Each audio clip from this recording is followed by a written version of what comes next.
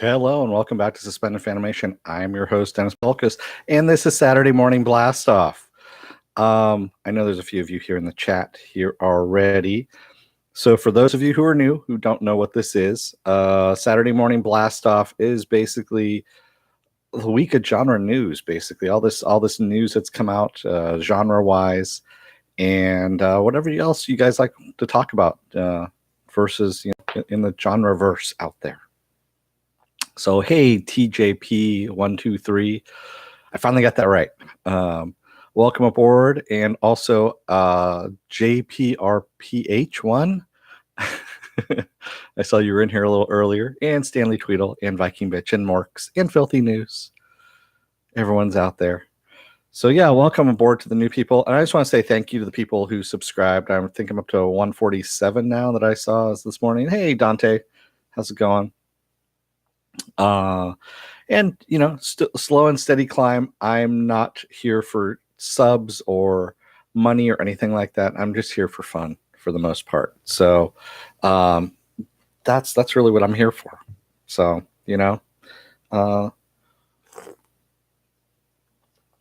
yeah, I'm looking forward to Deadly Class episode 6 as well. Was that we just had, or was that Sorry, I'm taking a look at my notes here. Kind of being unprofessional. Yeah, that's right, because the last one was episode 5. So yeah, episode 6. I'm looking forward to that too. It's a good series. And so is Doom Patrol. Doom Patrol's been actually a shitload of fun for the first episode, quite honestly. And it's been a lot of fun, really. Hi, partial Phenobitch. Nice, Stanley.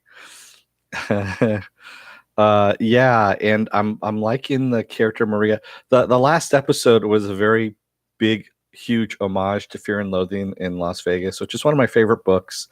And if you see me from another podcast that I was on, I've related the story before.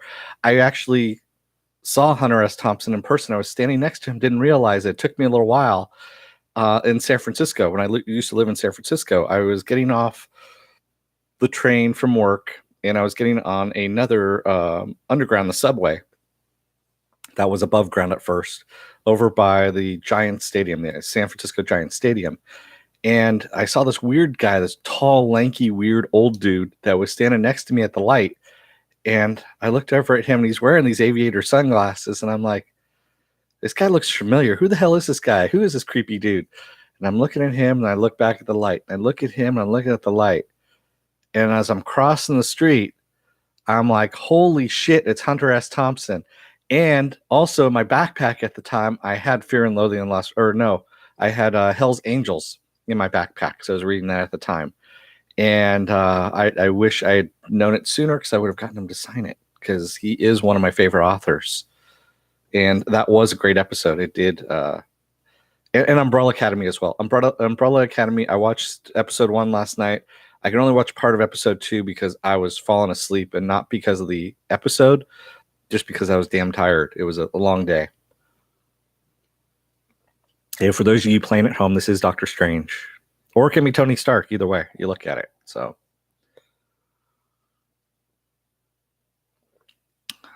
yeah, well, I have to put a lot of stuff in there. Morks. It does need to grow a little bit.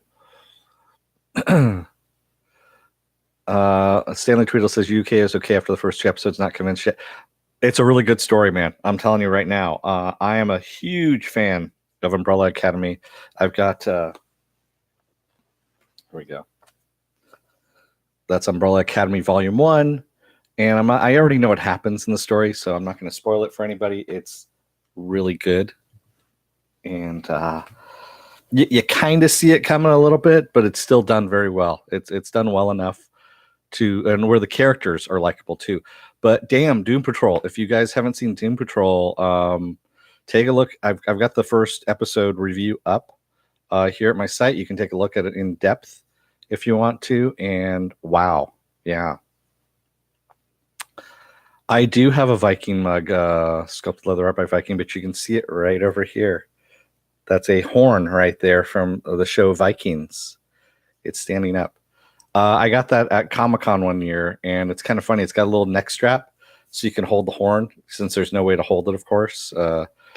And I was using that when I got it that year for Starbucks, because the Starbucks cup fits directly in there, and it's, of course, it's during summertime. It's really hot, so I'd always have a iced drink of some kind, which always gets condensation on it, and the condensation drips right into the horn. And you can also just have it right there so that the straw is right at mouth level, so you can just reach down and drink out of it without having to use your hands. Yeah, it's a lazy bastard version of a cup holder. So, yes, exactly. Are you going to review season 2 of Happy? Of course not. No, yes, I am. Of course, I'm going to review season 2 of Happy. Hello. Yes, TJP123. Yes, I am going to review that. I've got to find a room for. Well, I think by the time I finish Future Man, and I don't know when Happy's probably going to be on Thursday nights, I think. So yeah, I can squeeze that in, definitely, because that is a good show. And yeah, it's just fun, man. That first episode, the first season was just so wrong, but so good as well. And definitely worth the watch. And I love Christopher Maloney, and that Anne Margaret's involved in this too, and that she didn't really know what she was getting into when she did it, but then went full stream into it, is just awesome. And The Boys is coming out on Amazon. The Tick, oh shit, The Tick is out now, isn't it? I think The Tick is up on Amazon already. So I'm gonna have to take a look at that too. Oh my god. So much to review. So for these shows that drop all at once, I think I'm just going to be doing one big review. Like I still have to do Punisher season 2, which I have Monday off because it's President's Day. So I might end up being able to do that. Filthy, I'm boycotting Starz at this point. That leads me to my first story. Counterpart, after season 2 ends tomorrow,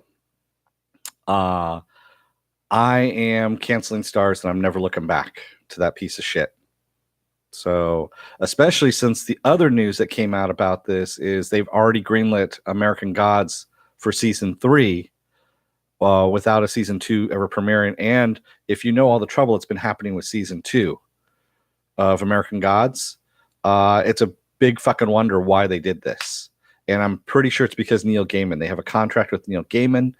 And yeah, I'm pissed at Starz at this point. Fuck them right in the ear. Yeah, they don't deserve my money. They don't deserve anyone's money at this point. And I hope they crash and burn and become worse than Cinemax at this point. And yes, Darnell Parrish, Russian Doll is awesome. And yeah, I'm going to be covering that one as well, because it does cover fantasy and sci-fi, if you will, and I do like the metaphysics and the physics in it as well. They do actually go metaphysical and physics at the same time, which I thought was good. Filthy News says, I lost interest in Counterpart. I'm too busy with other things. Yeah, there's a lot of stuff out there, guys. A lot of stuff out there. I don't blame you if you lost interest in a show. There is a lot of stuff vying for our time. You have video games, you have internet, you have family, you have work, life. It goes on. And there's a lot of really good quality programming that's out there right now too. There's, Netflix is pumping out something like 800 different shows and movies this year alone. And, Amazon is coming up with stuff. Hulu is coming up with stuff. We have new streaming services that are going to be starting, like Disney Plus, or D Plus as I call it. Yeah, Morks, you didn't lose anything by dropping the Orville. If you really want to see the Orville, just go back and watch old episodes of Star Trek Next Generation, because that's pretty much all they are. They're just Star Trek Next Generation episodes with a laugh track that should be added in. So, oh, is it not up there yet, Viking Bitch? I thought they said it was supposed to be February, like February 15th. I thought was the tick. Maybe I was wrong. Maybe it's March. My brain, of course, I didn't research that one, of course. So I just remembered that it was supposed to be coming out in February, but maybe I was wrong. on that one. I am looking forward to season 2 of The Tick. Ben Edlund, by the way, is one of my favorite writers, favorite producers. I call him Mr. Fix-It because he usually comes into a series like Angel and Supernatural and things like that, and will fix those series when they're starting to go on the downturn, and they become absolutely awesome. He and Jeremy Carver has worked with him quite a bit as a writer, and Jeremy Carver was the writer for the first episode of Doom Patrol. That's the reason why it's so damn good. And it's, yeah, Angel should have continued. Angel did continue in the comics, believe it or not, Filthy. So there was a continuation of season 6, if you will, and it was really good. If they had continued on, it would, LA went to hell, literally. And, everyone having to, yeah. How soon till The Tick season 2? Hang on a sec. Let me Google that for you. I can take a look. Season 2 of The Tick. Excuse me while I cough that one out. February 23rd. So I wasn't that far off. No, wait, I take that back. That says February 2018. Come on, that's not right. They're not saying as of yet, which I thought it was out. It'll premiere on video 2019. They're not saying. I thought they had a release date, but I guess they don't have a release date on that at all, which is kind of upsetting. I mean,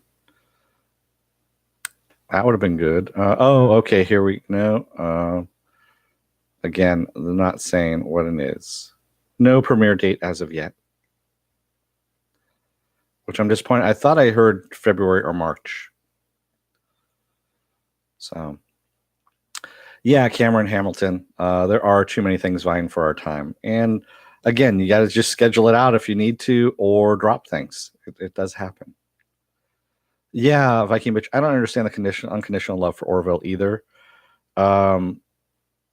It is very base. And I said this in one of my podcasts, which I guess pissed off a lot of people.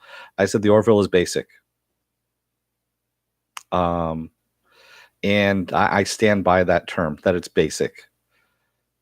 It's basically taking Star Trek Next Generation and adding a different cast to it. It straight up is just taking those episodes, old episodes, and redoing them with a different cast. He's even using the same lighting scheme, the same lighting tricks, and all that kind of stuff, and almost the same sets in a way. I'm surprised they didn't cannibalize some of the sets from Star Trek Next Generation. They are using some of the same directors too, Jonathan Frakes. So,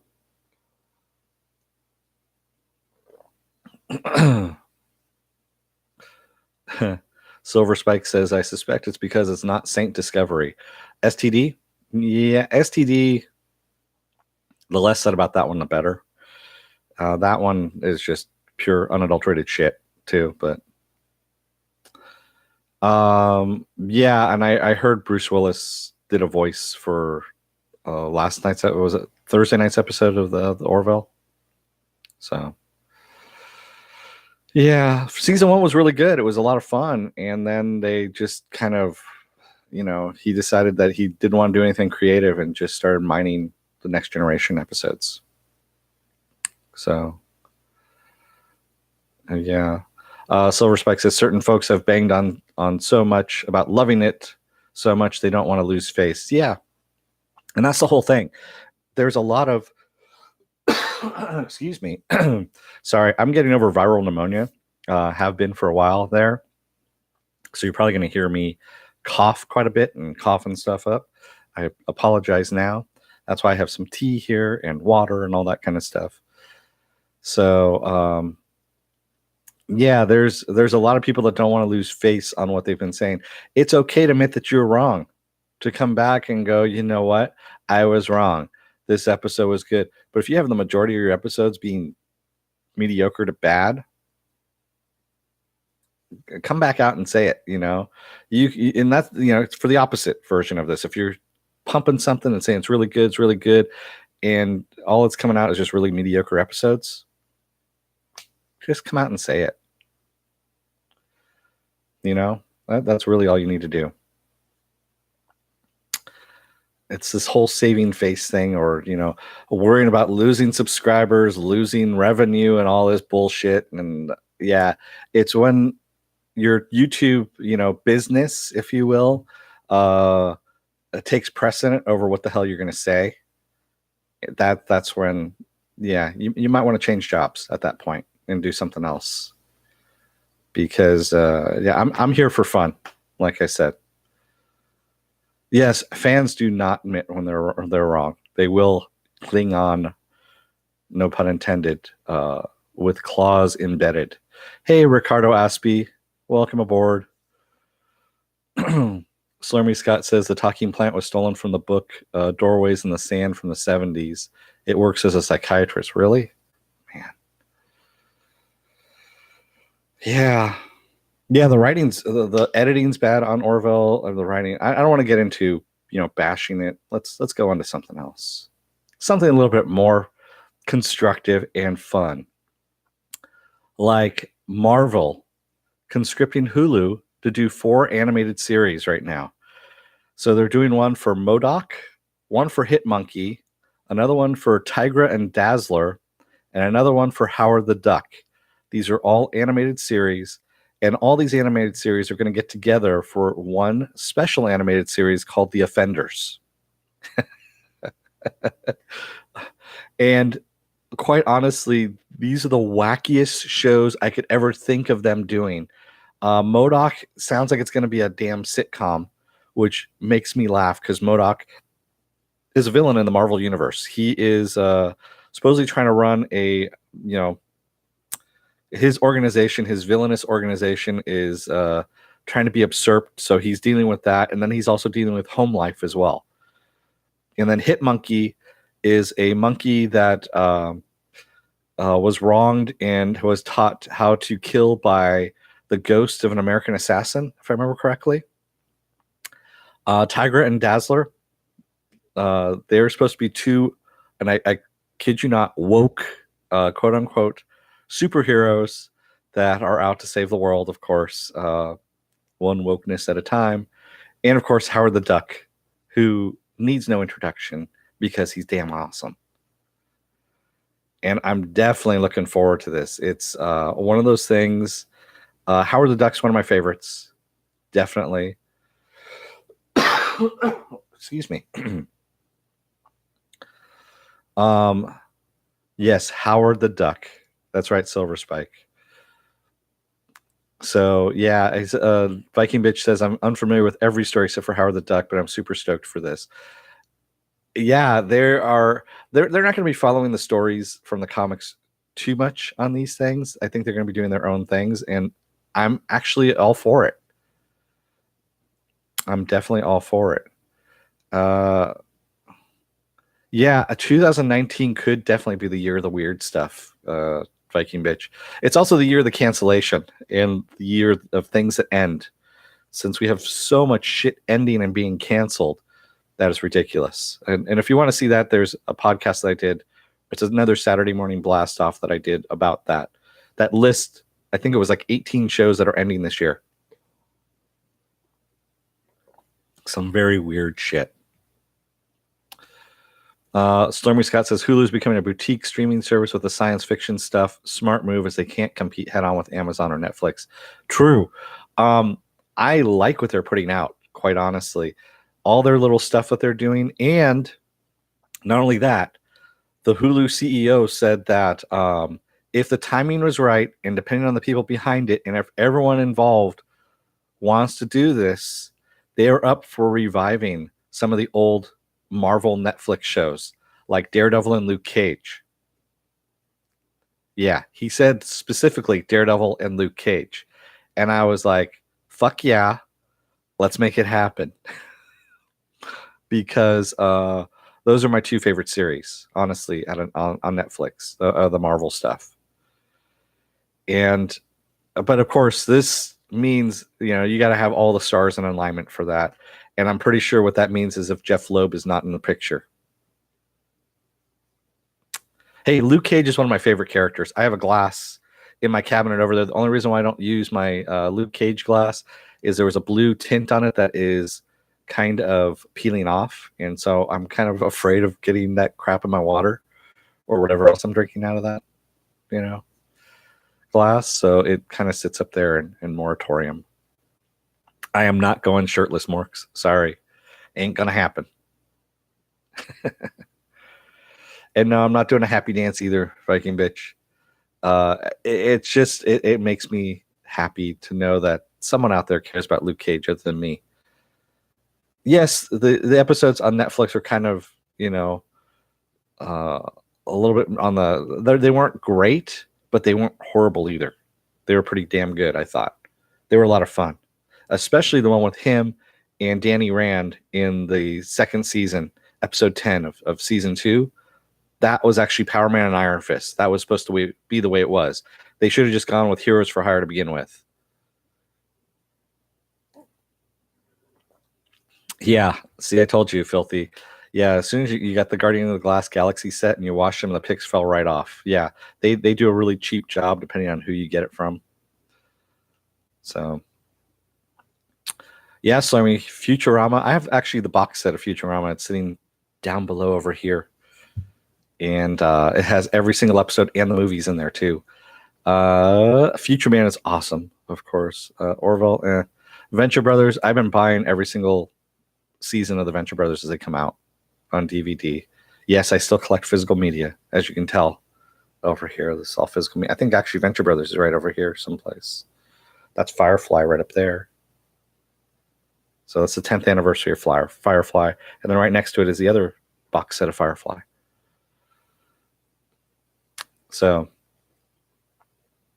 Dance Monkey Dance. Yeah, I don't do that. Not anymore. So, what else do we have going on here? I'm going to skip through some stuff here and there. So, Denis Villeneuve, yes, he's directing that Dune movie. And I guess they finally have he's actually been piling a lot of actors into it too. I believe the latest one is whoever's mom he honestly has been putting a lot of people into this, and it's set to open now November 20th of 2020. I don't like his directing style, to tell you the truth. Yeah, I'm not a big fan of his. So I'll wait. Yeah, Jason Momoa now is in Dune. There's a lot of people that are in Dune, like I said, and I'm not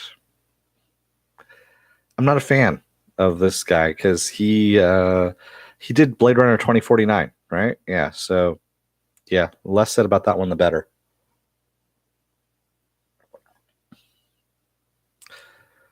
Hey, Vacuum Bitch, like I said, that Venture Brothers book, it was the last one. I swear, we came back. Yes, I was with somebody else at Comic-Con, and it was kind of funny because we grabbed 2 of them, and then we saw the last one there. We're like, sure, why not? And we grabbed it, and that's when it went to you, which is sitting over here too. It's right over in this area, just out of range of the camera. And yes, you can kill someone with it. It is pretty freaking heavy, but it's well worth it. I think now it's on Amazon for like $40 or something like that. No, it wasn't because I was buying it at Comic-Con. We just knew it was available on Amazon, Stanley Tweedle, and people had been pre-ordering it already, and there were plenty available. It just happened to be physically available at Comic-Con at the Dark Horse store, and I always stop by the Dark Horse store no matter what when I'm at Comic-Con because they always have something that I'm going to buy. They really do. And quite honestly, it was between that and the BPRD patches. They had BPRD patches that are awesome. And they also had number 1 from the Umbrella Academy. They had a maquette of him because he's actually, what they're not showing under that big exterior, he's got this big gigantic body, is he actually has a gorilla body with his head sewn onto it. And in the maquette, they actually have the gorilla body exposed with his head on there, which is awesome.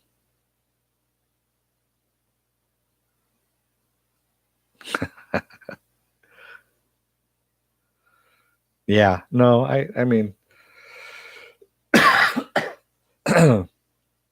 yes, we bought it because of Viking Bitch. Yes, we did.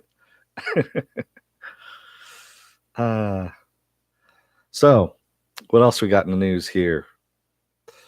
I don't know if anyone saw this, but I did post it up on Facebook. There is a trailer out there for a movie by Danny Boyle. It's Danny Boyle's next movie that's coming out on June 28th. And it's called Yesterday. And it's about this guy who is riding his bike home in Great Britain. I believe it's in London. And all the power across the world goes out all at once. And he ends up getting hit by a car on his bike and goes down, comes to in the hospital. And he's actually a musician as well. He's given up being a musician because as he says, if it hasn't happened by now, it's not going to happen. And he's sitting at a cafe after this accident with friends of his, and he starts playing Yesterday. And his friends are like, "Oh my God, that's awesome. Did you just write that?" And he goes, "No, Paul McCartney wrote that." They're like, "Who's Paul McCartney?" And he says, "The Beatles." And he has woken up in a world that no one knows who the hell the Beatles are. And he starts playing all these Beatles songs and becomes famous. Sorry, Pepper barking at some imaginary thing at the door. You have to forgive me on that one. Hey, knock it off. There you go. Oh, hold on just a second. I don't have time. Sorry, I'm in the middle of something.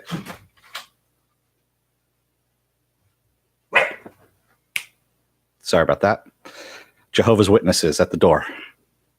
Love that. Jehovah's Witnesses interrupting my broadcast.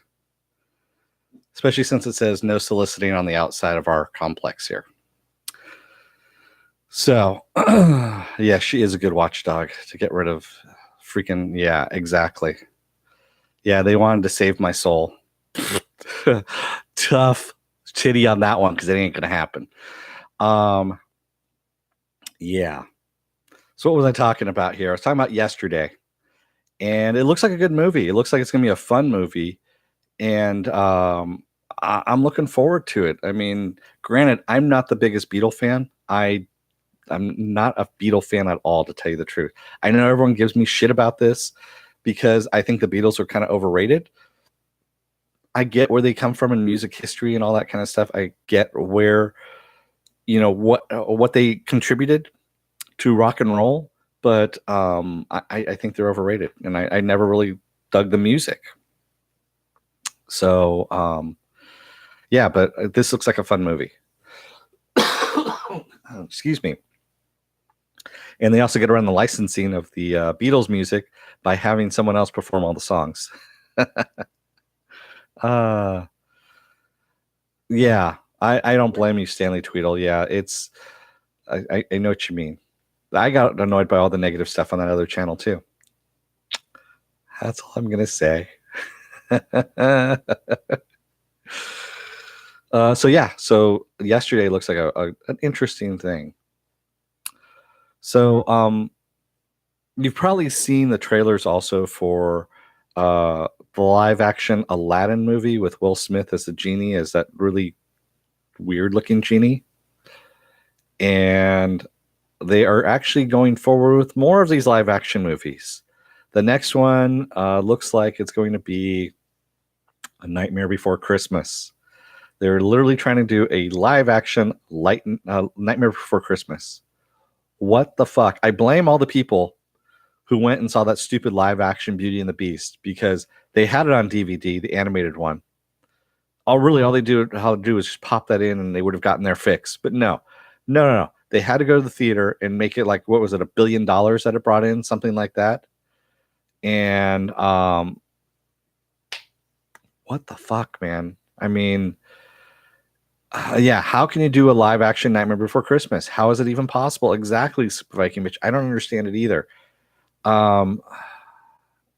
Yeah, I don't know. And no, Viking Bitch, I am not a metalhead. I actually prefer Jimi Hendrix, who was a lot more instrumental. I know he was a little bit of a Beatles fan as well, but I consider Jimi Hendrix to have changed the music scene a lot more than the Beatles did. As did the Rolling Stones as well. The Rolling Stones, yes, I know the Beatles kicked open the door for the Rolling Stones, but still, yeah. Yeah, Slurmy. The Jehovah's Witnesses are after me because of that, because of the Beatles. No, not unless you know. Yeah, Jimi Hendrix, man. I mean, that whole thing. Left-handed guitar player who literally strung his guitar upside down so he could play it left-handed. What the fuck? And if you listen to Third Rock from the Sun, he played that entire thing backwards, and because he knew what it was going to sound like. The recording is actually backwards, played backwards. So what he knew what it was going to sound like playing it when it was recorded when it got played backwards. You tell me that's not fucking amazing? Yeah. That's a completely different thing altogether. And yes, he was gone too soon. And that whole thing, yeah, ODing and then being strapped down to a board because they thought he was going to have a seizure. So not on his side. So he choked on his own vomit. Yeah. Sorry. Yeah, Jimi Hendrix was a huge prodigy. The man knew, he was the one that actually used feedback for music constructively. Yeah, he knew what he could do with speakers and feedback in order to get certain sounds for certain music, and that's why if you listen to a lot of his stuff, it's revolutionary. It really is, because it's not just it's not just the music itself, but the electronics that he's using. He knows what the electronics are going to do, and it's the first person who ever did that, which is awesome. So yeah, if you ever, I hope they do like a really good Jimi Hendrix biography picture. There hasn't been one that's been really good about him, and yeah, if he had lived, my God, because he was setting up Electric Ladyland Studios, which he had already, made. They had it up there, but they were going to be producing a whole bunch of stuff, and yeah, there's always been a conspiracy theory that the CIA or the FBI killed him or something like that, or MI6 or something like that because he was too subversive. There was a group of people that were saying that were too subversive in the 60s, he being one of them. Janis Joplin, Dylan, there was a bunch of them, and supposedly they were on a hit list. Yeah. So that's the other conspiracy theory that's out there. Yeah, that whole Mick Jagger, Jerry Hall thing was just weird. Yeah, Jerry Hall was kind of an odd bird. Sorry, it's weird that you went to school with her. I don't know about that. Top 10 hit list, Morks. Yeah, it does bring about the new term for the top 10 hit list there. So for those of us that still watch the CW shows, and I know there's few and far of us that are few and far in between of us watching this, Carlos Valdez, who plays Vibe, is leaving Flash and heading back to Broadway, where he came from. I'm not too broken up about this, to tell you the truth. Vibe lately has been kind of whiny and boring in this season, and I'm not broken up about this at all, to tell you the truth. He actually, the actor Carlos Valdez, has been showing a lot of disdain for the show and comics in general when he goes out and does public appearances. And yeah, I'm not like I've said before. Don't let the door hit your ass on the way out, man. Uh, Filthy News says, I think it's a rumor. Me personally, I think he's the heart of the show. I wish he was, and I wish it was a rumor, but you can tell in the series they are diminishing his character more and more and more. Speaking of which, Echo Kellum on Arrow is also leaving the show because, quote unquote, the show is taking a different direction. So he plays Mr. Terrific on Arrow. I'm actually going to miss because Echo brought a little bit of levity. And I know Mr. Terrific isn't supposed to be a comic relief, if you will. And Echo wasn't playing comic relief, but he was actually kind of a bright spot. Because the show's always about brooding people. Wild Dog broods, Arrow broods, Black Canary broods, both Black Canaries brood. Diggle now broods, and now Felicity's brooding. And, Mr. Terrific was actually the one bright spot in there, and now he's leaving. Filthy, Candace Patton, I wasn't too keen on her either until I saw her live at WonderCon. I believe it was after season 1. And she is actually so glad to be on that show as an actress that I kind of like her now, She's not standoffish like Carlos is. Carlos is very, yeah, he's kind of an asshole. That's all I'm going to say from what I've seen, of things. And I'm not, yeah.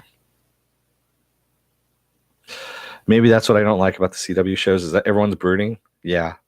Well, lately everyone's been brooding. Black Lightning, yeah, has been brooding. The one that's fun is League. Excuse me. The Legends of Tomorrow. Legends of Tomorrow is awesome. Just because it doesn't take itself seriously, and they have a shitload of fun. You can tell they're having a shitload of fun. So, Viking Mitch says, even when things got too brooding on Vikings, it turned me off.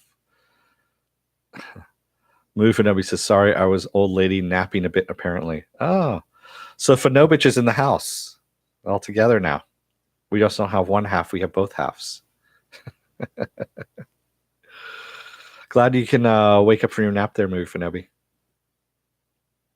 Slurmy Scott says, Jerry has an identical twin. Jerry is married to Rupert Murdoch. That's right. She is married to Rupert Murdoch now. I forgot about that. Wow. What's it like being married to the Murdoch? I mean, the Murdoch family, don't you feel dirty afterward? I guess depending on what your political leanings are. But anyway.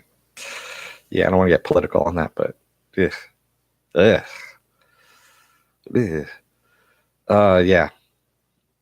That's on to something happy. How about that? I'm not talking about happy. I'm just saying on to something happy. Let's talk about some of the other things. Late this spring, we're going to have a movie that comes out on DVD and video on demand. Batman versus the Teenage Mutant Ninja Turtles. Yes, it's going to be an animated movie based on the comic of the same name. And I'm actually looking forward to this. As you can tell, you probably can't hear. Batman fan. Yeah, I like Batman. So, Batman versus the Teenage Mutant Ninja Turtles. And the voice cast they have for this, Cass Anver, who is on The Expanse, is going to be voicing Ra's al Ghul, is one of them. So, yeah, it's going to be an interesting voice cast on that. I don't want to know about who's rotating out what sausage where, because that just sounds weird. Yeah, Slurmy, you should maybe get the insulin pump ready, because I don't think the shot's going to be able to help, especially with Fanobich in the house. You may need to actually put some muting on some of them. I don't know. For those of you who don't know what that is, it's a Viking bitch in movie Fanobi. We call them Fanobich. Yeah. Felipe Diaz says, I just saw Batman Bad Blood is now on Netflix here. I wonder what's your favorite Batman or DC animated movie? That's easy. Return of the Joker.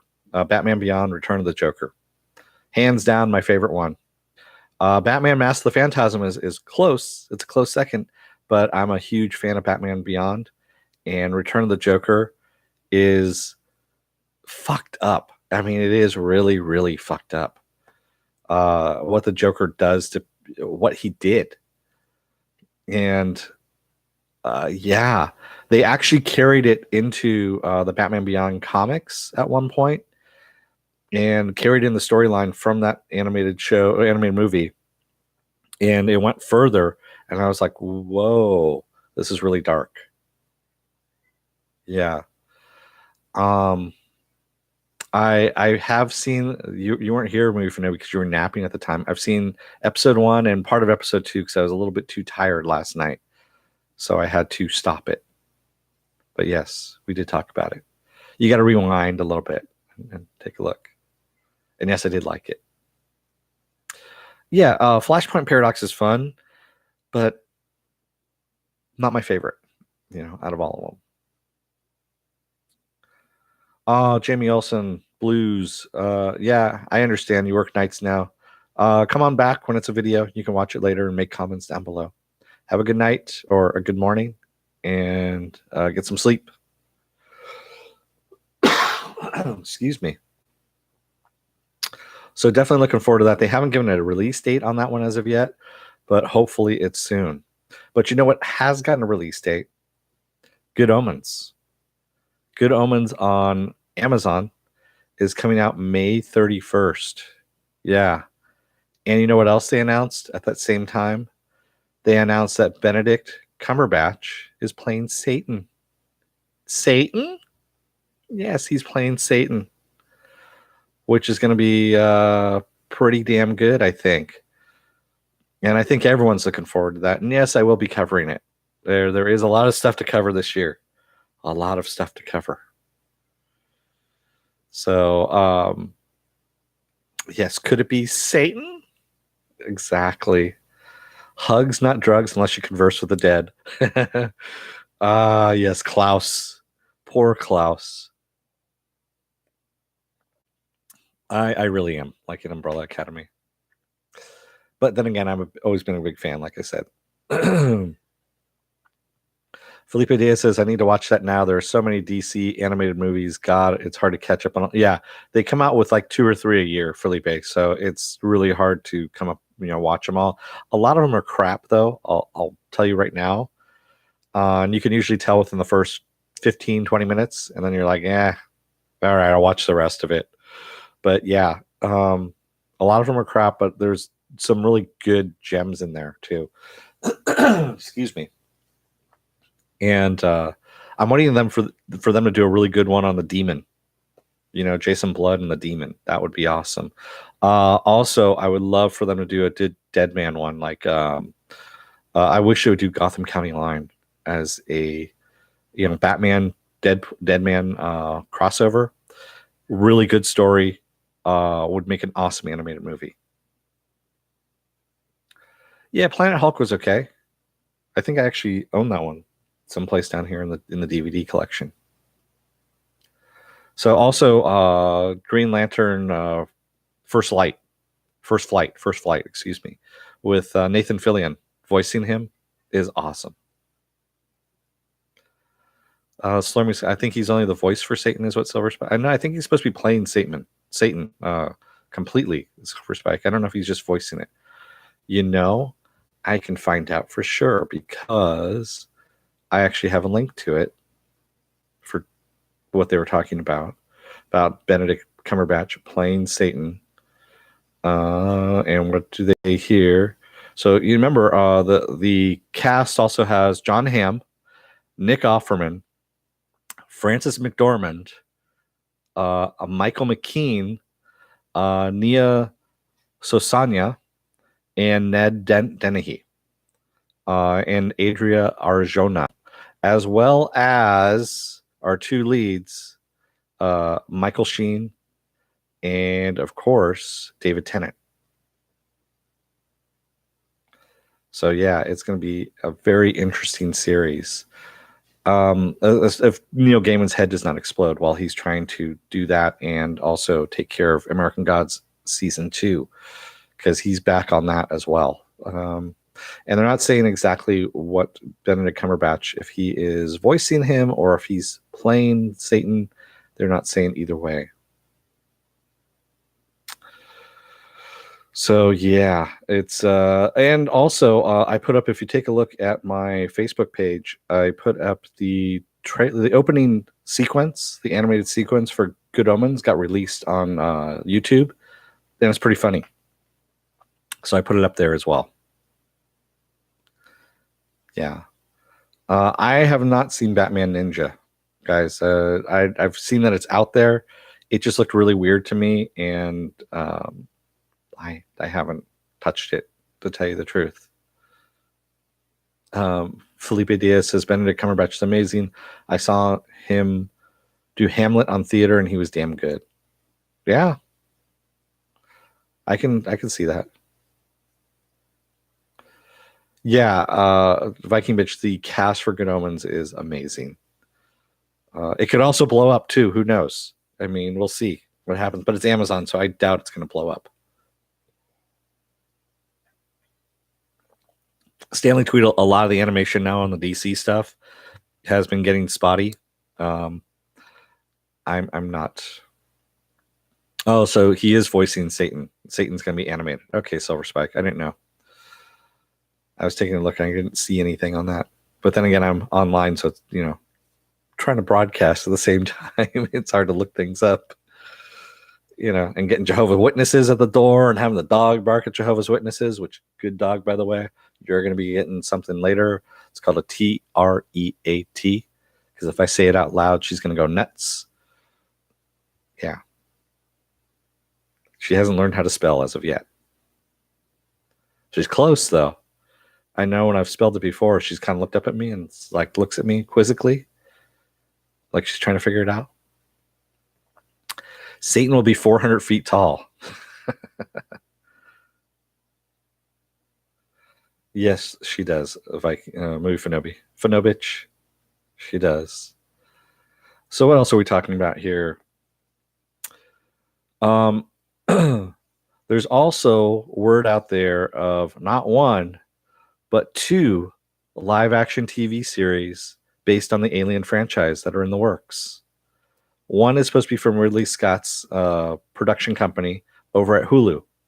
I'm kind of hoping that the other one is from Neil Blomkamp to kind of counteract it, because quite frankly, Ridley Scott's Alien franchise needs to stop. It's been ruining the franchise more than anything else.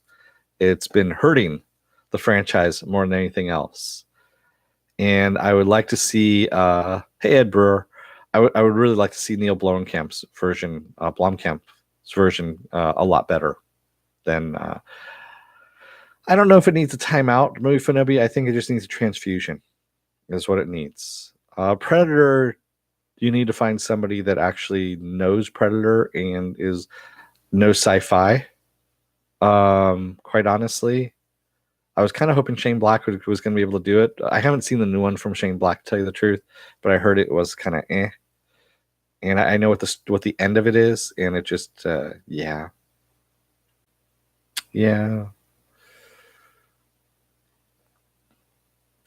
Stanley Tweedle says franchise. There was only Alien and Aliens, nothing else. Yeah, you could look at it that way. Excuse me. Yeah, if you want to, discount Alien 3,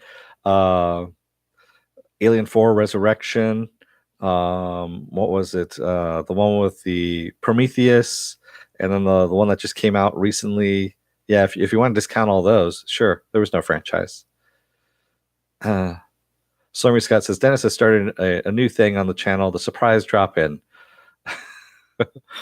Yeah, I know. Who the fuck will ring the doorbell next? Exactly. I don't know if you guys heard what I told them to. I don't have time for you. Get the fuck away.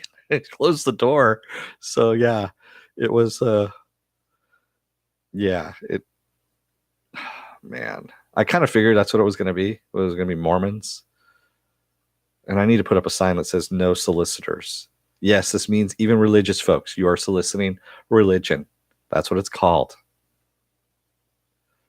So, yeah. You're going to hell for that one. Maybe. You could have at least accepted a watchtower. No, I don't. He had kids with him too. That's the whole thing. I don't like those kind of fuckers that use kids to peddle religion as well.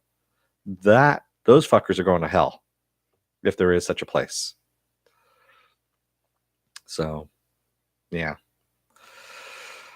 Yeah, man. Let your kids be kids for a while. Don't indoctrinate them into your shit. That's all, especially not hardcore. Anyway, so some happy news. Everyone heard about what's going on with Bryan Singer, yeah, and his rapey ways and all that kind of stuff, where they're come back to catch back up with him again. And due to all the controversy that's been going on with him and, having sex with underage twinks, the Red Sonja movie that he was supposed to be directing has been, quote, put on the back burner by Millennium Films. I, for one, am very fucking happy about this because, one, I don't like Bryan Singer at all. He's the reason why I don't watch any of the X-Men movies until they come out on cable. And I will not give him any money whatsoever. I haven't seen Bohemian Rhapsody because of him. I don't want him getting any money. I'll wait till it comes out on cable. I know it's supposed to be a good movie. I don't care. So yeah, he has been dodging that bullet for a long time. I've been hearing rumors about this personally since 2003, and I don't even work in the goddamn industry. All I do is I cover some of this stuff every now and then. I post some stuff. I do some YouTube videos here and there, and I'm hearing about this. So yeah, and I'm hearing like some really seedy shit too, without having to look all that hard, to tell you the truth. So allegedly, excuse me, so I don't get sued by his lawyers. But yeah, I am, for one, I'm very happy that Red Sonja's been put on the shelf. I don't think he's the right person to direct any of this, and I would rather see someone competent. To tell you the truth, who I would like to see do Red Sonja? Doug Liman. I know he's busy right now working on. He's working on something big, and I can't remember what it is right now. I'm blanking on it at the hand, offhand right now. But I would love to see Doug Liman take a crack at Red Sonja. I know everyone keeps saying, "Oh, there's got to be a female director who directs Red Sonja." Unless you're going to get Catherine Bigelow to do it, which I doubt you'd ever get that. I'm trying to think of a female director that could actually do it justice, and I'm sorry, but I'm coming up short on that. I really am, and it's not that I find excuse me, female directors to be incompetent or inferior or anything like that. It's I haven't seen a good action movie, and this includes Punisher Warzone. And everyone keeps saying Punisher Warzone. They use that. That was a horrible fucking movie. That woman was an MMA fighter and started doing action movies, and they're the worst action movies I've seen in a long time. So, but yeah, like I said, if you can bring Catherine Bigelow into doing it, that would be awesome, because she can do action movies and really good action movies. Take a look at Point Break, man. The original Point Break with Keanu Reeves and Patrick Swayze. That's Catherine Bigelow. Yeah. And that fucker has stand the test of time. And the reason why, she's a damn good director and knows how to do action. So. Oh, God. Excuse me. I did not mean to cough into the microphone there and blow out people's eardrums. Yeah, I agree with you, Viking Bitch. There are probably some fantastic female directors out there, but we don't know about them because they're not given any work. They're not given a chance. And because it's still an old boys club. Yeah. Johnny Utah. Exactly, Ed Brewer. Johnny Utah is from Point Break. Yeah, no, I doubt the Jehovah's Witnesses slipped anything into my air vents. They probably just tried cursing me. The Jehovah's Witnesses are like gypsies, man. They're everywhere. So Stanley Tweedle says, I always want to make a cupping gesture when Dennis. No, don't do that. I do turn my head though, but that's just to get away from the microphone so I don't cough in your ears. Curse of the Jehovah's Witnesses. Yeah, you know what? Someone should make a movie with that title, Curse of the Jehovah's Witnesses. And they make it, whenever you close the door on them, they curse you so that your doorbell just keeps ringing constantly until someone finally gets pissed off enough. Some other good news. Remember there was supposed to be like a whole bunch of Jared Leto Joker movies that were happening, like Mad Love they're going to do with Harley Quinn and Joker, and there was something like 3 or 4 different Jared Leto Joker movies in the works at one point in time. Those have all been canceled. Yep. And that Suicide Squad 2 movie that James Gunn is working on, that's going to be a soft reboot of Suicide Squad. It's going to have no direct links to the first movie whatsoever. And this is according to a Forbes article that is talking about how the DCEU is kind of rebranding itself in a way, and how they are not taking a structured approach anymore to a unified universe. Which I don't know how I feel about that, but at the same time, I'm like, yeah, okay. I mean, Ben Affleck finally, I guess on Jimmy Kimmel a couple of nights ago, announced his retirement from the Batman universe, which we already knew about. We knew he was gone from Batman, and Jimmy Kimmel retired his bat suit up into the rafters, which I thought was kind of funny.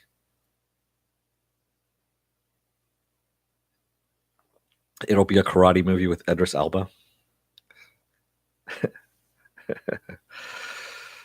Yes, Stanley Tweedle. They it's happening. Slurmy Scott says Suicide Squad didn't impress me. Hope Gunn can give it his flair. Yeah, James Gunn, Slither was interesting, but it was weird. And what was the other one? The Super was an interesting movie again, but it was weird because it was indie. And so I never thought that when he got hired on for Guardians of the Galaxy, that was going to be as good as it was. And he has shifted gears a little bit, it seems like. And I'm interested to see what he's going to do with Suicide Squad 2. And I'm pretty sure he's going to do something good for it. He actually turned down, they wanted him to do Man of Steel, the sequel, if I remember correctly. And he was like, no, I don't want to do that. And so that's why he's doing Suicide Squad 2. He's starting small.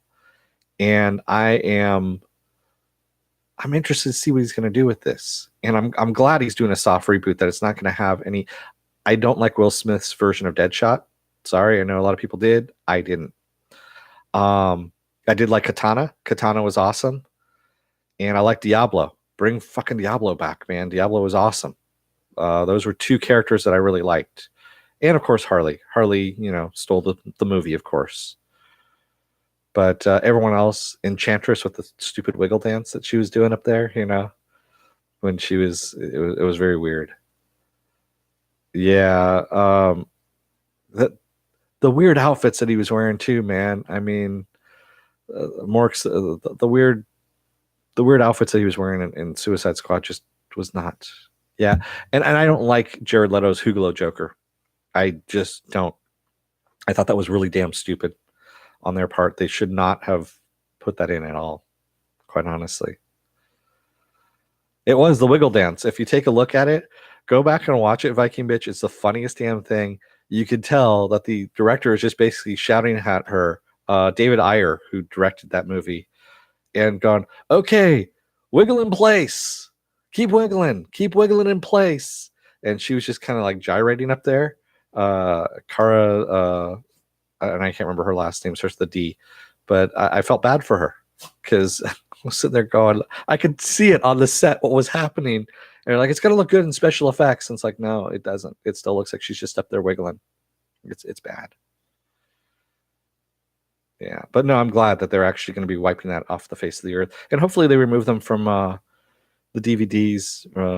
Well, no, you got to keep a history of it, so you remember never ever to do that ever again. That's the reason why you don't edit anything and you don't destroy anything. It's to teach future generations never do that again. And yeah, it was just a wrong thing to do. Is that the genius of Bright? I don't understand Stanley Tweedle. Oh, Bright, his movie that he did. You know what? Bright was actually good. I liked Bright. He also did Fury as well. Fury was an interesting movie. It wasn't great, but it wasn't bad. It was kind of in between. It was one of those movies that if it's on TV, I will actually watch it because it has this weird kind of compelling. I don't know. It's got this compelling tone to it that I actually find fascinating. And Bright, same thing. Bright was okay, and I'm glad they're doing a second Bright as well. No, I do not wiggle when I hand out those out. Move Finobi. She does though. Pepper does. Pepper wiggles. I call her Lady Wigglebutt because she does this thing where her whole body just kind of wiggles with her tail when she gets really super excited. So back to some of the news here. I don't know. You probably heard from a couple other sites that Rian Johnson, there's a rumor out there that he wasn't making the new Star Wars trilogy anymore, that he had been fired from it or that he had walked away from it. Well, I was kind of hoping that was going to be the case, but supposedly he popped on Twitter the next day and said that's not true. So he specifically called out Super Bros, who is another YouTube channel that had started that rumor, and said, no, I don't know where they're getting their information from, but that is not true. And yeah, it was kind of funny.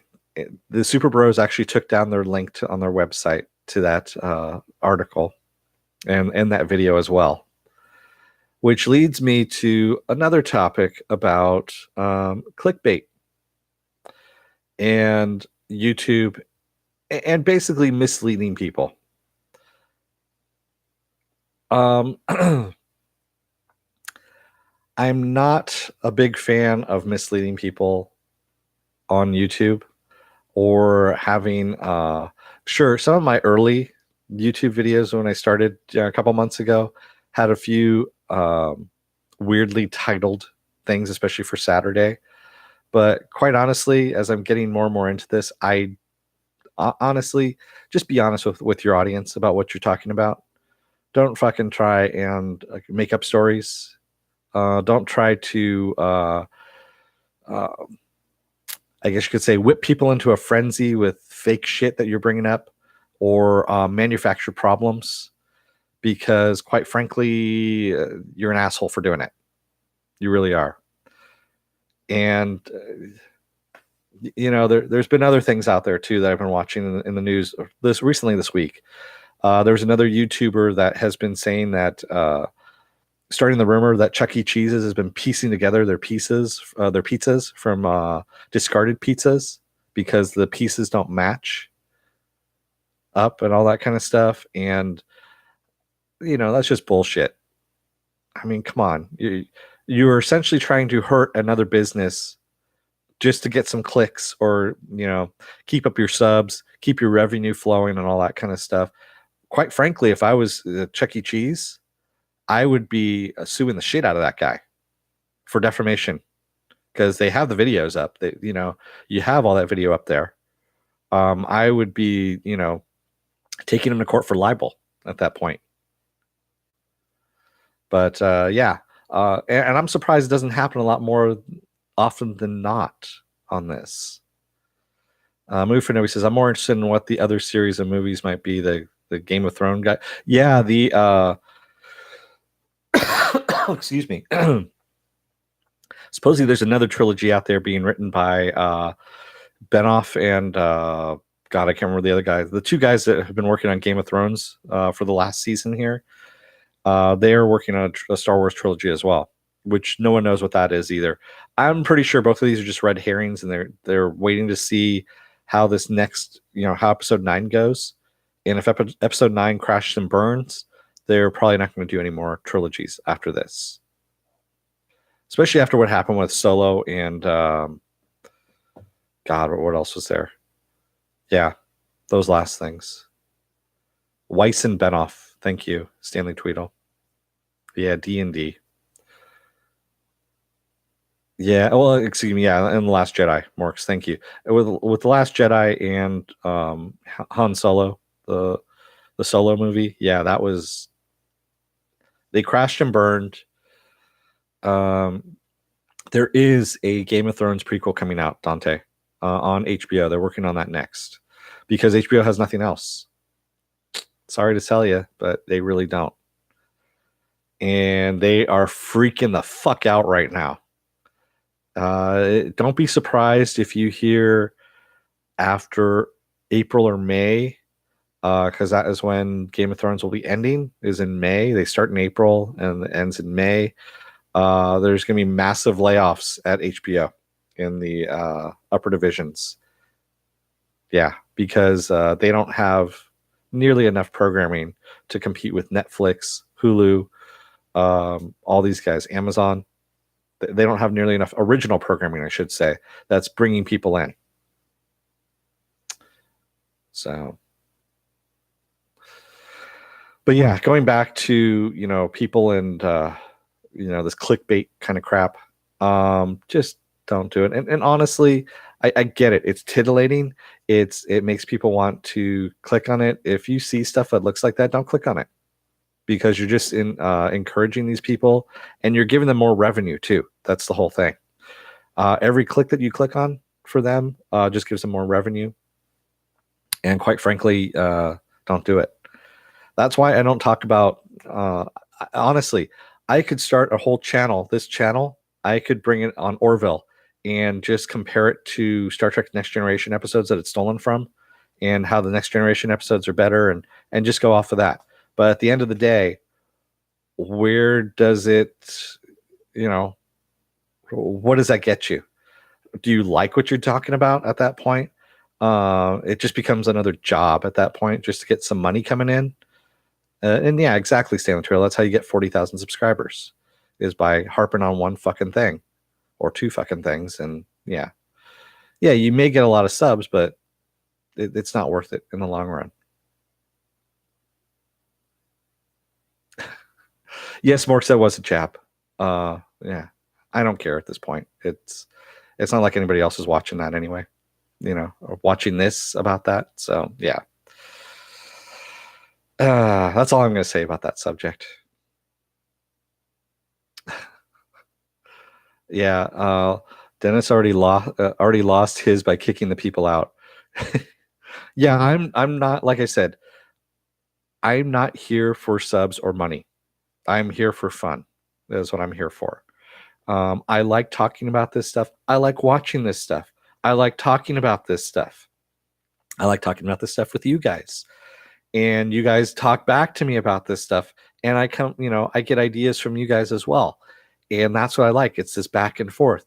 Again, this is the stuff that I used to hang out at a comic book store for. I do have a comic book store nearby, but actually it's not nearby anymore for me. It's a little further away.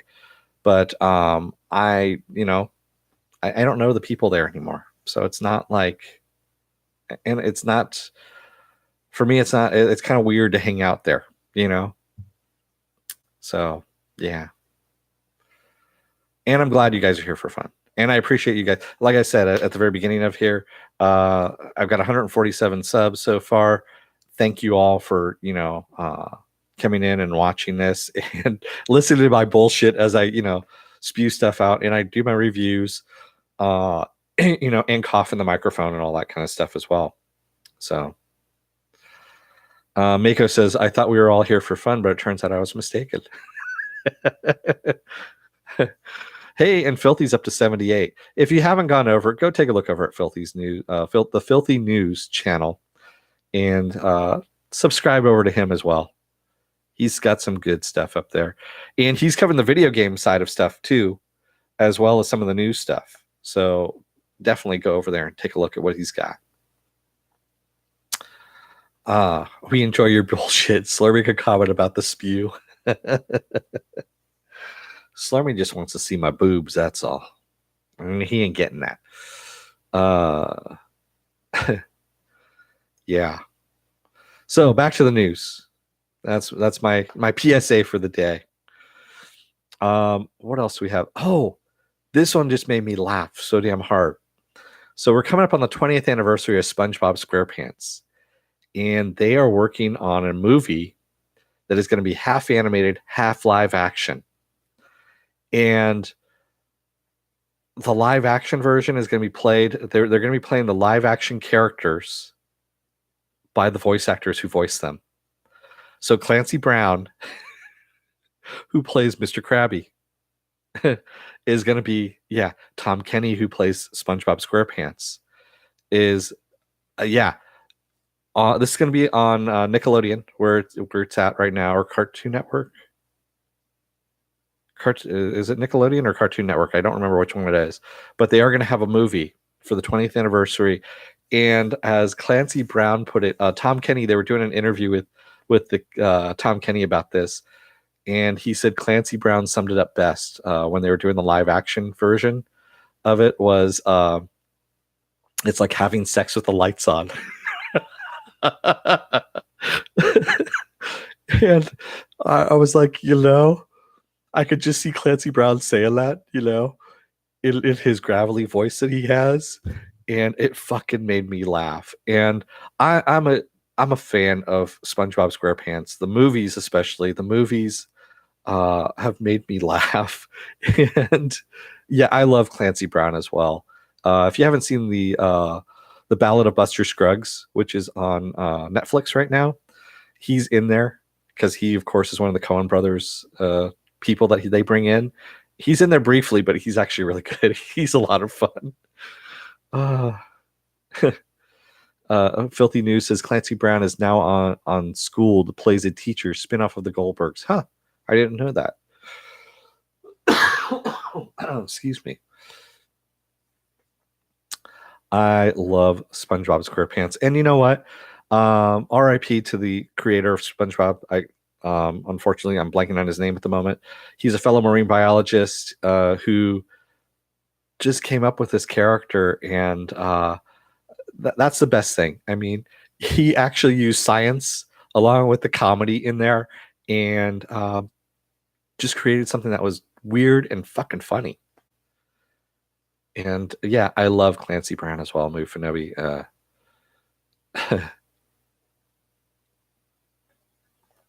You type in too much movie Fanobi? Is that what's going on? So YouTube is blocking you from putting a whole bunch of stuff down? Yeah. And I don't have the block on or anything like that. So I don't have any blocks on whatsoever. Unlike other people. Yeah. But I'm definitely looking forward to that. I don't know when that's going to happen, but when it does, I'm there. I'm definitely there. So, what else do we have going on here? Does anyone remember the old pulp Weird Fantasy? It was kind of in the same lines as Tales from the Crypt, Weird Tales, all that kind of stuff. So Weird Fantasy was a comic that came out in the 50s and 60s, and it was pretty damn awesome.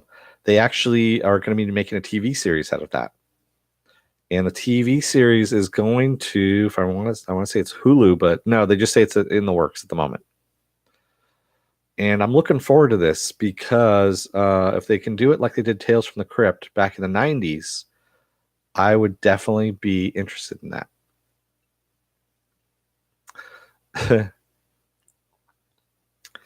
YouTube cock pirates, huh?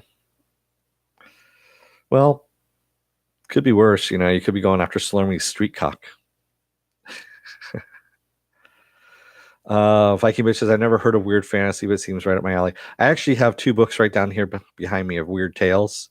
It's a collection of the old pulp stuff, and people who used to write for that, H.P. Lovecraft, Robert E. Howard, you name it. The people who did fantasy, horror, all that kind of stuff in the 20s, 30s, and 40s all used to write for these things. They used to sell their stories to them. And those stories actually kind of got made into some comics when they went into comic form in the 50s and the 60s. And very funny, Jody. Yes, weird fantasy is like heavy metal, but earlier. It was a comic.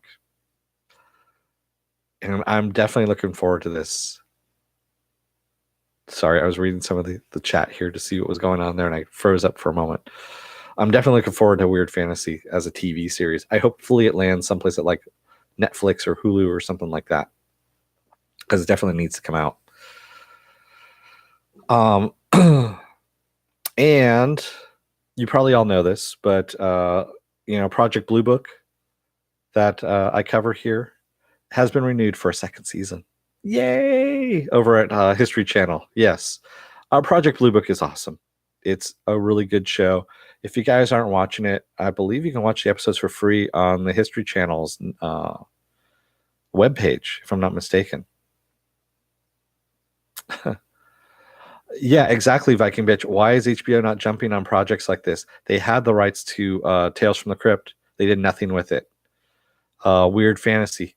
Why not? You have anthology series that are coming out.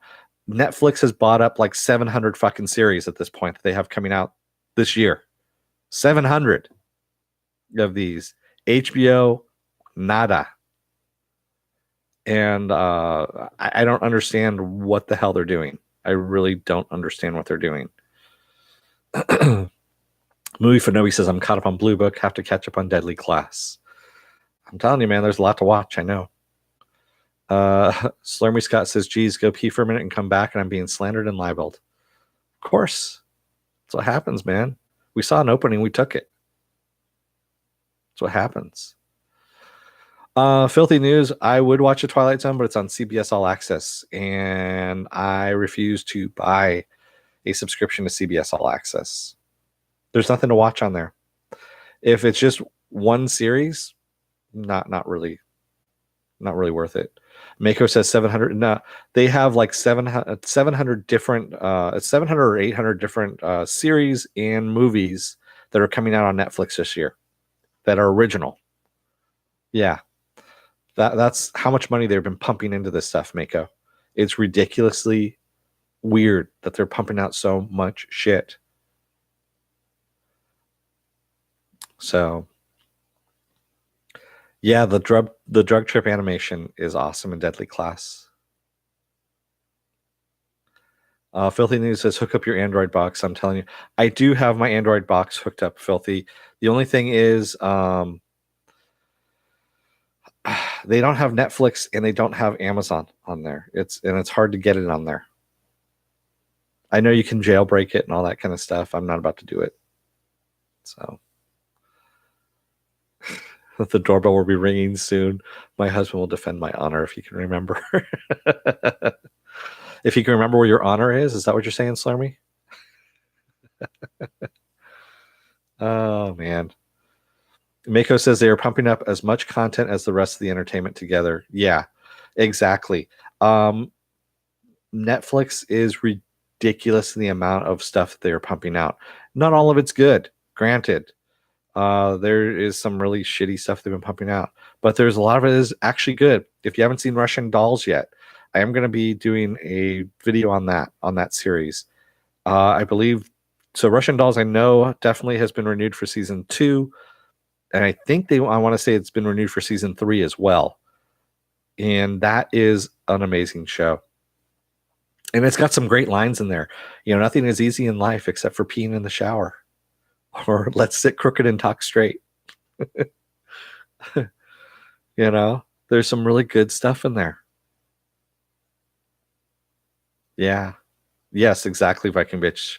I believe it's 2 more seasons, if I'm not mistaken. There is an anthology series that's coming out from Tim Miller and David Fincher. And this is going to be coming out on, and I have it in my notes here, March 15th. It's called Love, Death Plus Robots. And I put up the trailer on Facebook so you can take a look at it. And the trailer is cut together very frenetically, shall we say. But it's all animated. And I'm very interested to see where a Love, Death, and Robots takes us. Because especially with Tim Miller and David Fincher, involved. Yeah. But Jody, I covered Umbrella Academy at the very beginning. Sorry. So, and briefly. Yeah, Viking Bitch. I'm a fan of Natasha Lyonne as well. I know she was having a lot of health problems for a while there, and that's why she kind of went out of the limelight. But now she's back again, and I'm kind of glad that she's back. She's a really interesting actress. I like her a lot. She's a different actress, is what I should say, and does some very different roles.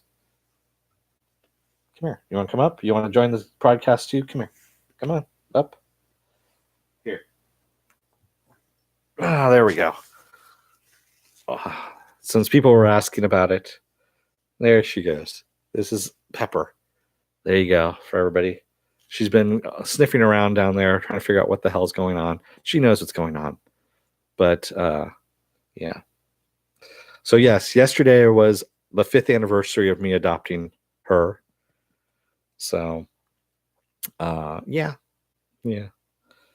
As you can tell, she's quiet. She doesn't know what the hell's going on. She doesn't know what to say at this point. She gets a little bit of, yeah, thanks. She gets a little bit, I guess, camera shy, if you will. Thank you. Okay. All right. Yeah. Your tail's wagging, huh? You can't see it because it's off camera, but her tail is wagging. Okay. Go on. There we go. Exactly. She is a little charmer and a little shit disturber too at the same time. She has a little bit of, yes, Lady Wigglebutt. And the Wigglebutt is one word. Lady Wigglebutt. Yeah. She needs to get her trifexis too. She doesn't know this at the time, but she's getting a pill later on. So, excuse me. As I cough into your ears again. So you know what else returns on Netflix? Again, there's so much stuff coming out on Netflix. March 29th, we're getting season 3 of the Santa Clarita Diet with Drew Barrymore and Timothy Olyphant. I don't know about you guys, but I like this show. I really do. It's funny. I mean, comedy and zombies. What more can you ask for? And yeah, it's very. I mean, if you haven't seen the show, Nathan Fillion's in the first season and also in the second season. That's all I could say. It turned me off hard in the first episode. Which one are you talking about? Santa Clarita Diet? It trust me, Stanley. It's actually pretty good. The acting, it is over the top acting. It really is. There is a reason for it. They're trying to be a little more sitcomish, if you will, but it works. And it gets more and more manic as it goes into the season. Which season 2 for me was actually pretty good. I liked it a lot, and it made me laugh. So. It's definitely a lot of fun if you haven't seen it. I know again, there's so much shit out there. I don't fault you if you let this one go by the wayside. You can. This is kind of a on the fence one for a lot of people. So there's a lot of stuff out there that you can, if you have to pick and choose, I could say you could leave this one. So Viking Bitch says, I did see the first season. I need to get caught up on that. The second season is so much better than the first. Especially where they start off on the second season with Timothy Olyphant. He's hilarious. Movie for Nobody says, not sure if anyone watches Killing Eve, but it's coming back in April. Also waiting for Luther, both BBC. Yeah, man. I mean, there's so much stuff coming out. And yes, I mean, it was a big change from Justified for Timothy Oliphant. But him playing the husband who he loves his wife and he's trying to do right by her, but at the same time, it's a situation that's really fucking far out there. And to show you how much somebody actually loves someone, what lengths they'll go to, is kind of funny too. And trying to keep sanity as well, which doesn't really work all that well. Yeah, Filthy. I saw the first episode of Miracle Workers is out there. For those of you who don't know what Miracle Workers is, Daniel Radcliffe plays an angel, and Steve Buscemi plays God. And God is tired of Earth. He wants to blow it up and make make a restaurant instead. uh, so Daniel Radcliffe's character is trying to stop the Earth from getting blown up. And I believe the first episode is up on YouTube. As a matter of fact, I saw it when I was looking around here. I saw there was that episode was up. Also, the first episode of Doom Patrol, I guess, is up on YouTube as well. So, yeah. You gonna cover that one, Filthy? I will leave that one to you because yeah, my dance card is full on that one. As as Stanley said, yes, my dance card is getting kind of full. So, oh, movie Fenobi. I'm not gonna touch that one. You can work that out with Viking Bitch. Uh, yeah, I guess Viking Bitch. What he wanted to do was he wanted to create a restaurant where people float around on islands and sample different food. Yeah, it's a weird one. I haven't seen the episode. I've heard about it. Uh, Doom Patrol is what you're talking about, Jody? Is that what you're talking about? Because Doom Patrol is really damn good. Yes, Doom Patrol. I did do a review of that already of the first episode, and Alan Tudyk is the villain, Mr. Nobody, who narrates the entire first episode. And that makes up 90% of the episode right there because as he puts it in the very beginning, he goes, "Oh, another show about superheroes. Aren't you just tired of these? Because doesn't want to just make you shoot yourself." And he goes on and on about this. And at one point, he even talks about Rita, one of the characters. She's an actress, and how the critics were panning her last movie that she did.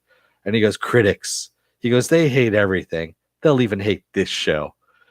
And I love the voiceover of Alan Tudyk because he's very smarmy, but he's one of my favorite people that plays a villain. He's so versatile, and he is one of my favorite actors too, by the way. So from way back, I believe back when he did Death at a Funeral, the original British version of Death at a Funeral, and he was in it.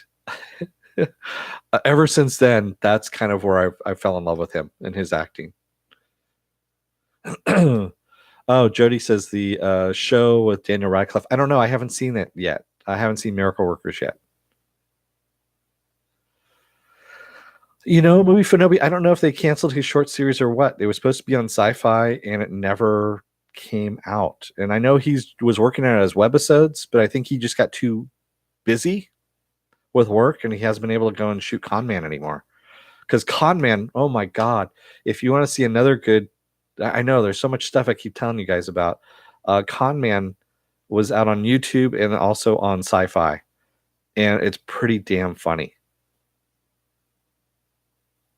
It's Sean Astin's in it, Nathan Fillion. Nathan Fillion is the uh, the more famous of the two actors because they were both on the same sci-fi show, but Nathan Fillion's character was the one that actually got the fame and fortune.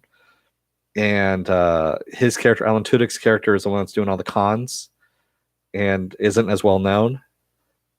And it's pretty funny. Nathan Fillion plays a right jackass, but he does it so well. I mean, he does a really good job of it. Oh, I would love to have Tudyk in Good Omens, but he's not there. I think he's on Doom Patrol. Excuse me. Yeah. Yeah, Con Man is brilliant. It really is. So yeah, a lot of stuff for you guys to see out there if you have the chance. Kind of funny, going back to Star Trek. There's going to be a kids-focused animated Star Trek series. This isn't going to be confused with Lower Decks, which is another animated series but geared towards adults. So this kid-focused animated series, Star Trek series, is going to be coming to Nickelodeon, or maybe coming to Nickelodeon. They're still working on it at the moment. And excuse me, the people that are working on this, of course, are Alex Kurtzman. Yeah. I don't know if he's the best person to actually do a children's show, to tell you the truth. I could be wrong. But yeah, not really having too much hope in that one. Yeah, gotta get them when they're young. You know, honestly, I wish they would just do the old Star Trek animated series, which is on Netflix, by the way. That one was brilliant. It was so freaking far out there that you know, it was the 70s at the time. So yeah, it was brilliant though. And I, for one, I watched them. I don't remember watching all of them. I probably did at some point, but maybe his writing is good enough for little kids. I don't know. I think kids are actually smarter than that. Oh man. And I was kind of surprised because Nickelodeon usually has quality programming. They usually don't let hacks on there. There you go. There's my Star Trek dig for the day. But so I've only got a few more things here. Or do I? I might have just, oh my God, I might have just given away the last one. I did. Yeah, I did give away the last one. So what else is everyone else, into right now? I know we have Umbrella Academy that came out this weekend. God, TS9 is the best next to I don't know about that, Stanley Tweedle. I would actually go so far as to say the last 2 seasons of Enterprise, minus the last episode of Enterprise, was better. So I did blow my news wad, Mufinobi. I did. You taking off, Filthy? See ya. He's gonna go make some supper. He's gotta get in the kitchen and go make some supper for his wife. See, that's the way you're supposed to do it. Yeah, Enterprise season 1 and 2 are bad. I agreed, Stanley Tweedle, but yeah, wasn't Kurtzman involved in that? He was involved in that, wasn't he? So there we go. Spaghetti. All right. No meatballs. No meatballs there, Filthy. Yeah, I was gonna go with a really bad joke, but I'm not going to rein myself in. Yeah, I haven't seen Battle Angel Alita. Probably not going to. I keep looking at it and I want to, but at the same time, I haven't been enamored by Robert Rodriguez's directing in a long time, and just I'm looking forward to it. You know.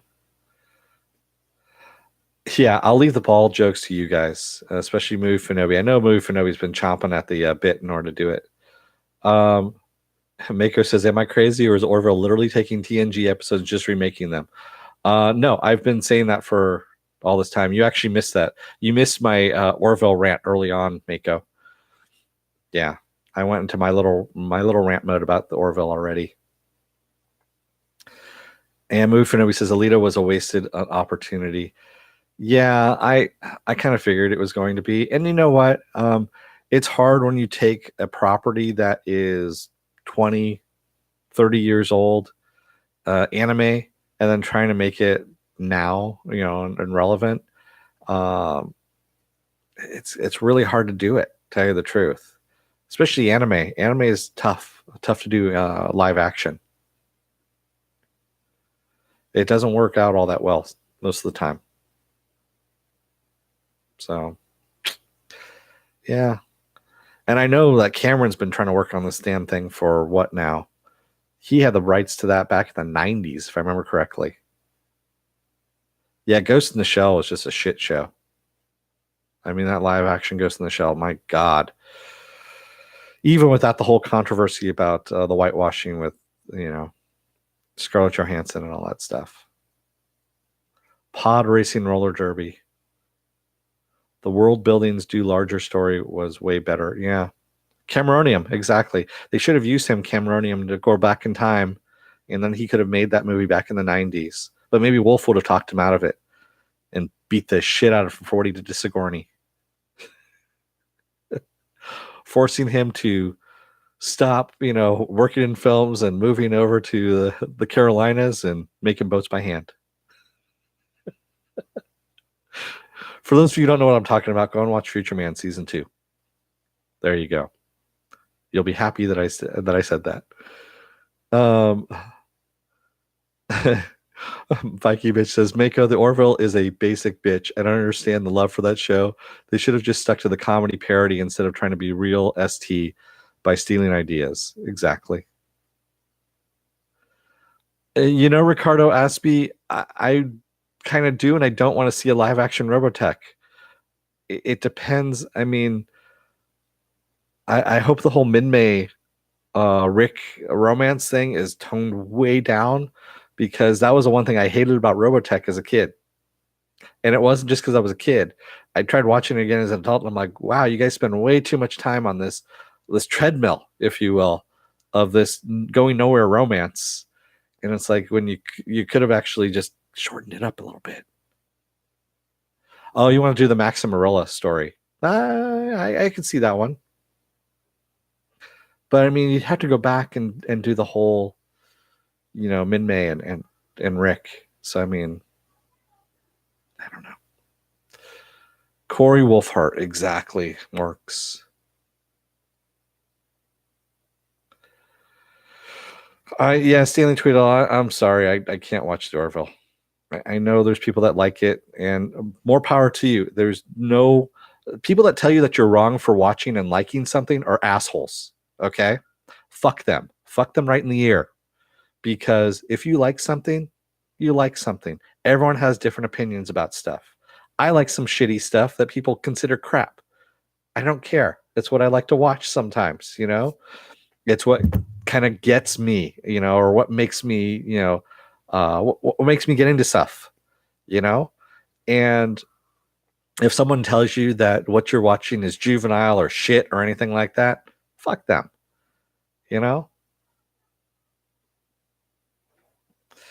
Instead of Robotech, how about Macross Plus instead? You know what? I don't remember Macross Plus. I'd have to. My brain doesn't go back that far. Slurmy Scott says, The Passage. Talk about a show that never gets anywhere. Still in the mansion. Is it still in the mansion? Oh, man, I fell asleep during the last episode. That's why I stopped doing it. It's I couldn't. I was waiting for vampires. I really was. I was waiting for a vampire to come out and actually attack people, and I was like, yeah, I can't watch any more of this. It's getting too boring for me. The passage of time, exactly.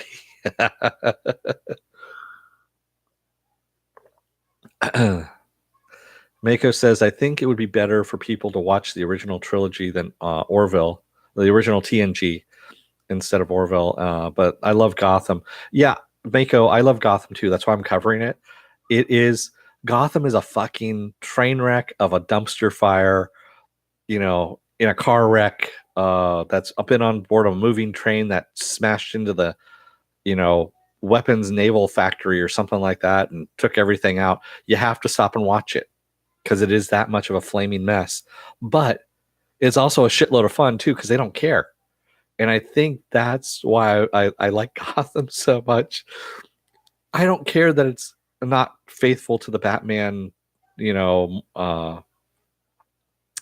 linealogy. I don't consider it a Batman story. I consider it an Elseworlds, that it doesn't exist in that time frame. Really, it's yeah. Stanley Tweedle says I enjoy Gotham a little too in a car crash way, but I like the Orville better. Yeah, see, I can't enjoy the Orville that way even, But Gotham, yes, Gotham is this. I see flashes here and there, and it's like I'm like, can you guys take that and bring it to the movies? Take that little bit that you got there, bring it to the movies, because they keep having little flashes of brilliance here and there, like the mutants. When they had the mutants a couple episodes, I think it was like episode 3. I was like, holy shit, that's it right there. Can you do the Dark Knight Returns? Get the mutants in there, you know? Mako says Gotham reminds me a lot of the Adam West Batman, and I love it so much. Complete insanity. Exactly. It makes no sense. Alfred looks like Bob Iger. Yeah. Jody, yes, Jody. It would be better if it had more jokes. You're talking about Orville. Yeah. Yeah, I know what you mean. And like I said, that was the thing for me. I said about the Orville is I think if they put a laugh track in, even for the stuff that's serious, I think it would make it a lot better. Because that's what the show's missing. It's missing a laugh track. It really is.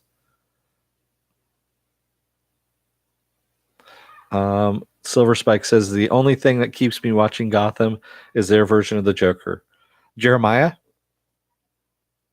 is interesting. I find it creepy that he's always looking. He's not looking at the people that he's talking to. He's looking off camera. If you ever watch him when he's doing things, he never looks any of the actors in the eye unless he's threatening them, and that's when he looks them in the eye. And then everything else, he's looking off camera. So whenever he's delivering his lines, like if you watch that last episode where he's talking to Alfred and he's talking about bringing Bruce in and that Bruce needs to join them, and he's not talking to Alfred, he's talking because Alfred's here and he's talking out there and making his threats and doing this his weird smile and everything, and it's really fucking creepy, and that's what makes his character creepy. Yeah, he is off in La La Land. And I love the Penguin too. The Penguin that they have going on. I guess they said by the end of the season, people have already seen that work on the production. I've already seen the last couple episodes, which have Batman in there, Penguin, Joker, all this stuff. And it is the full-on comic book versions of Batman, Penguin, Joker, everything. And they say by the end of the series, that's what we're getting. So yeah, it's interesting. It's an interesting mix. So Jody says, but I find if I shut off my part of my brain that keeps noticing the stuff in Gotham that's not really canon, I end up enjoying it a bit more. Yeah, same thing with me. As I said, I'm a Batman fan. You can see the Batman shirt there. And there's also Batman's paraphernalia around me. You can't see it, but up here, up this way, there's actually here, I'll show you real quickly. There you go. There's a Batarang up there from Batman Arkham Asylum. Okay. That shows you what I've got up there. Yeah, I don't consider it canon. It's nowhere near canon. It's an Elseworlds. I'm okay with that. So, and that's the other thing too.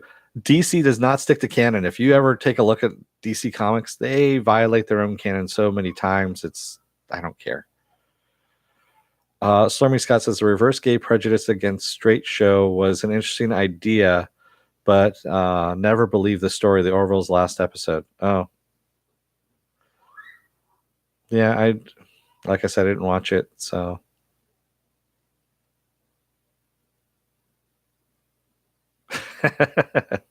Funny, Fanobi. And that's the other thing, Stanley. Superman is not dark and broody. Superman is the bright.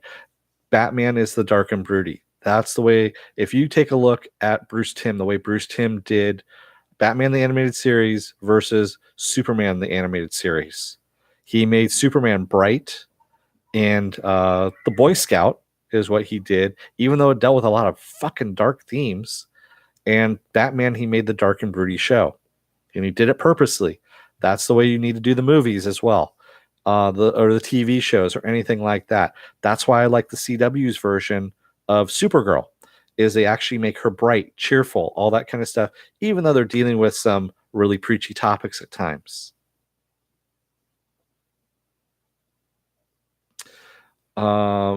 Yeah, exactly.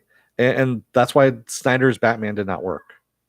Snyder's Batman was not, or excuse me, Snyder's Superman. That's why Snyder's Superman did not work. Snyder's Superman was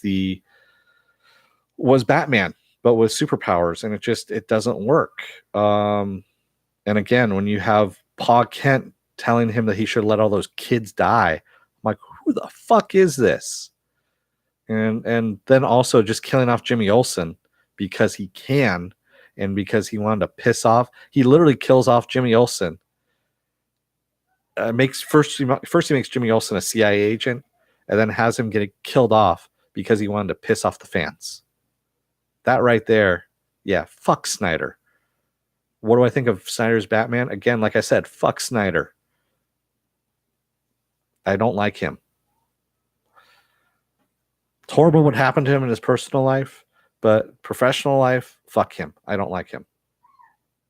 And I like some of his movies. I like 300. 300 is a good movie.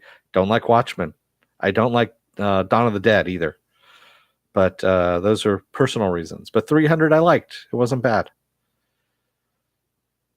Yeah, exactly, Silver Spike. Superman ended up killing way more people than the villains, and then Superman killing Zod. And I know everyone keeps defending all this, and this is an old argument, but still. Yeah. Yeah.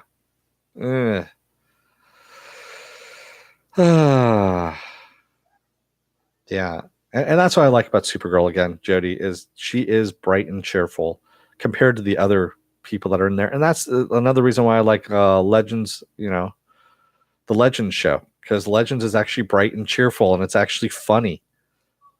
And they bring in a lot of the DC comic stuff too. And I like Bebo, the little Bebo doll, which makes me laugh every time they bring him in. Yeah, Snyder had Batman killing people as well, and that one, and also branding people. I'm like, no, that's not until Dark Knight. I mean, granted, he goes a little further into the Dark Knight territory, but still.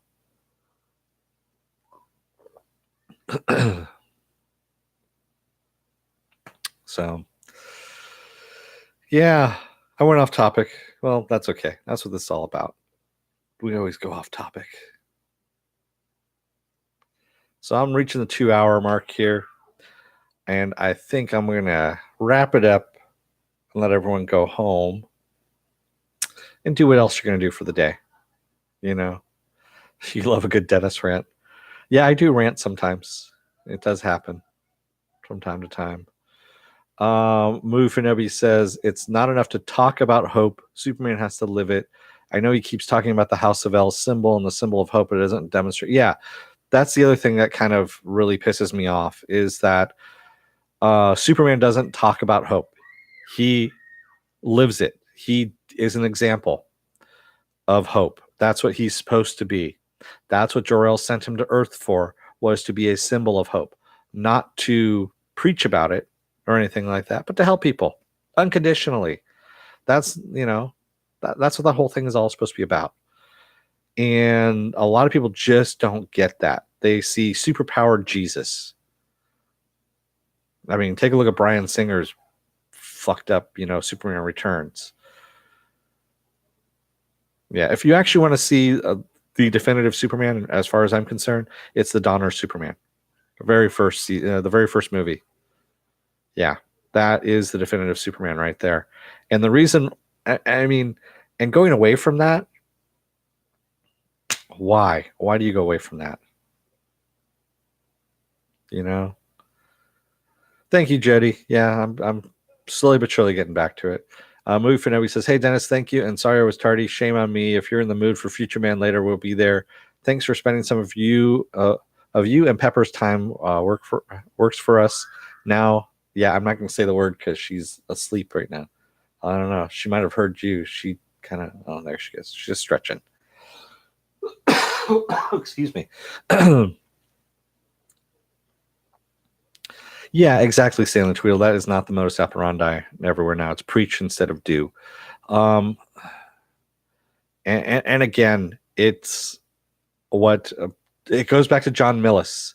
John Millis, who taught both Lucas and Spielberg at USC, and the director of Conan, the first Conan movie.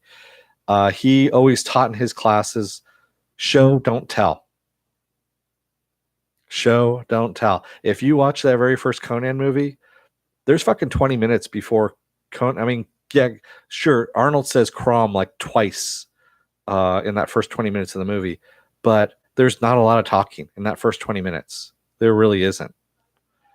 And it is all shown to you as what's going on. They are not telling you what's going on. They are showing you what's going on. And that's what you need to do. And exactly, Mako. Show, don't tell is best advice. And I'm not talking about flashing. I'm talking to you, Movie Finobi.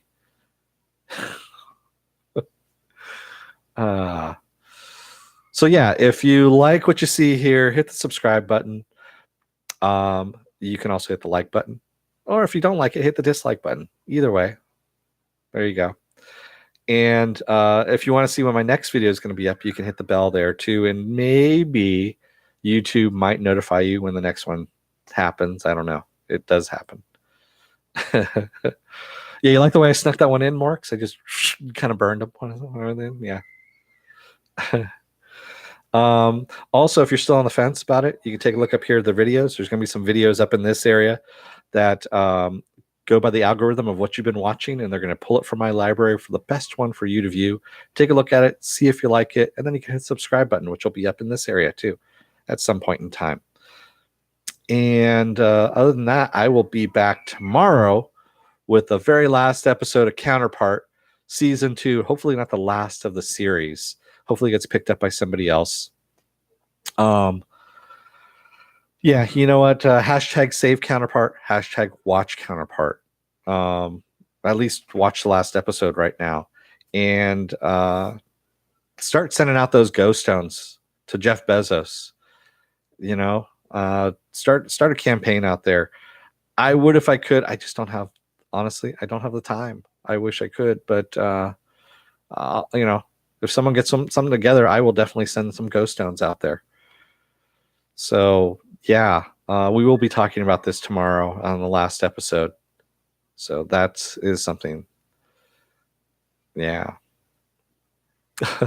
Let's hope they do not screw Pepper in the last episode. Hopefully not, because she's right here. I mean, I don't want her to. Yeah, you know. So with that said, take a look at the videos, hit the subscribe button, and I will see you guys tomorrow for Counterpart. Don't let the door hit your ass on the way out. Otherwise, who knows where you're going to end up.